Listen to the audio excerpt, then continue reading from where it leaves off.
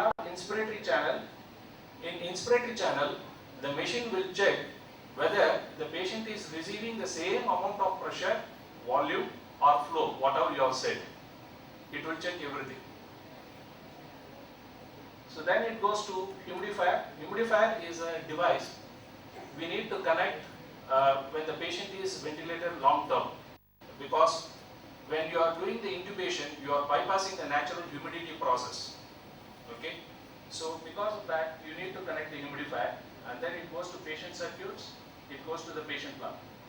When the patient exhales, then it goes to the expiratory channel.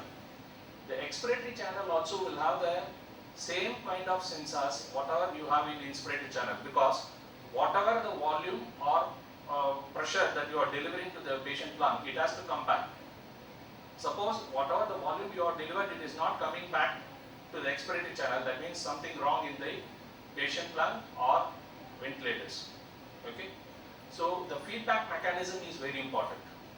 So we need to check whatever the volume and pressure you are delivering, it is reaching to the expiratory channel. So the sensors which is in the expiratory channel, that will measure, and then it will give the input to the control unit, then it will be displayed. So both input and output will be displayed in the screen. And all the electronic equipment should have the power supply. In case of sudden power failure, the equipment should run on power backups, battery backups. Okay, and to supply all the power to all the other components, power supply is required. So this is simple diagram, block diagram, how the ventilator works.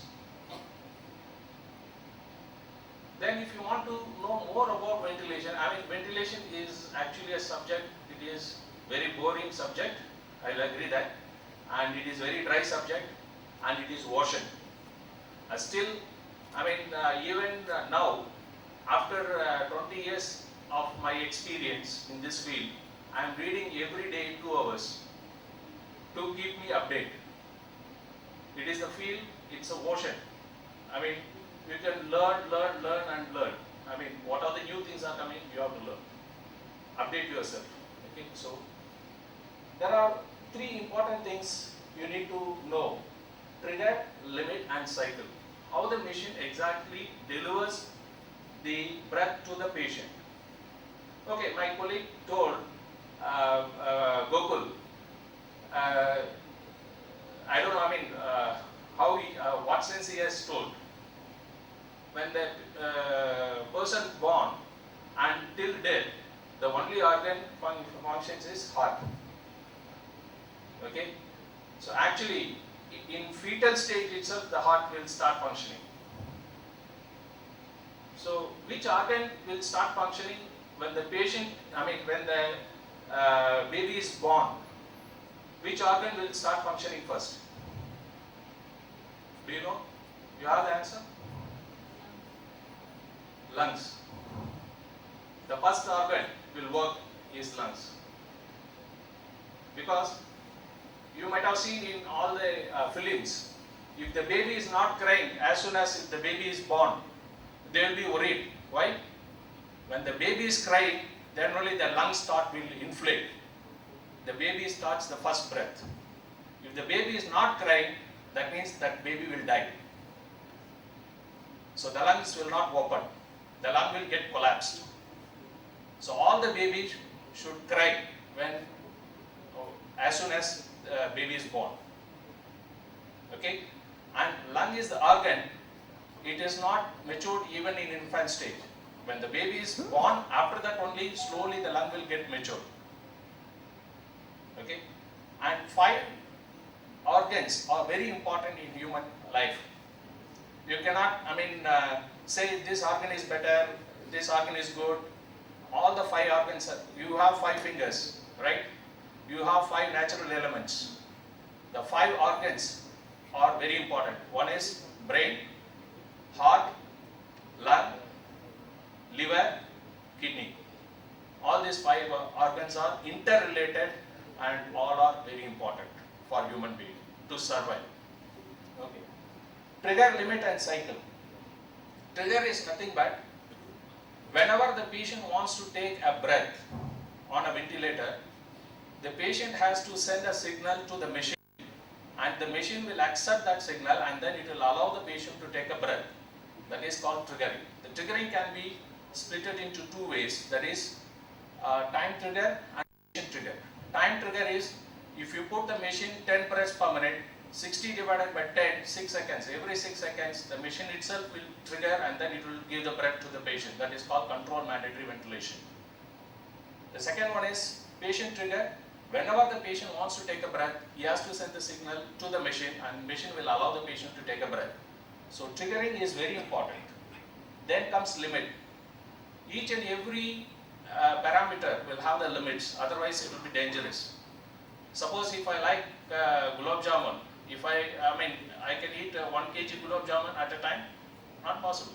I can eat maximum 4 or 5, right? So everything should have a limit. The limit can be set as a volume, pressure, flow and time. So all the parameters you can set as a limit. If it is a volume cycle ventilation, you need to set volume as a limit. If it is a pressure cycle ventilation, you need to set pressure as a limit. If it is a time cycle ventilation, you need to set the time. If it is a flow cycle ventilation, you need to set the flow. So all the parameters has to be set certain limit. So the machine will reach up to that limit and then it will stop the inspiration. Then it goes to exhalation. Changing from inspiration to exhalation is nothing but cycling. So how the machine changes from inspiration to exhalation? Once the preset parameter is reached, then the machine will decide it has to change the phase from inspiration to exhalation. So these 3 parameters, depends on these 3 parameters, only the machine decides how to ventilate a patient. A good ventilator should have a minimum resistance, minimum work of breathing, effective patient treatment, economic patient treatment and easy use. It should be easy to use, the equipment should be. So there are a lot of components involved in that to reduce the resistance, to minimize the work of breathing and effective patient treatments. I am not going very deep into that because it will take a long time. The very important techniques is whenever the patient initiates the triggering effort, it should respond immediately and then it should give the support to the patient immediately. That is very important. That we will call it as synchronization between the machine and the patient. Okay? If the synchronization is not happening properly, then the purpose of ventilating a patient is defeated. Okay? So first you need to concentrate on synchronization of breath between the ventilator and patient. The flow sensor is the one which is very important in ventilator, because when the patient is inhaling and exhaling the flow, okay, it has to reach proper time. If it is not reaching proper time, then it will be dangerous. Okay? There are different technologies that we have been using in ventilators in olden days. That is called, the first picture shows the hot wire anemometer technology, we will call it as.